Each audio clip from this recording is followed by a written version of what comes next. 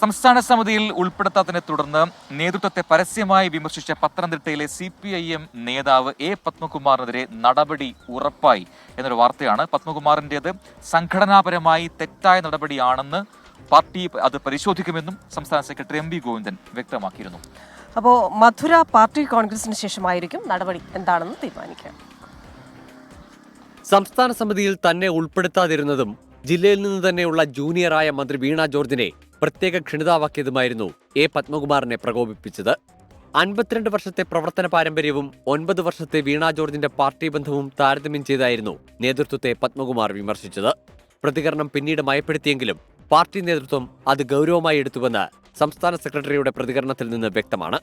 സംഘടനാപരമായി ഗുരുതരമായ തെറ്റാണ് മുതിർന്ന നേതാവ് കൂടിയായ പത്മകുമാറിന്റെ ഭാഗത്തു നിന്നുണ്ടായതെന്നാണ് CPIMന്റെ വിലയിരുത്തൽ.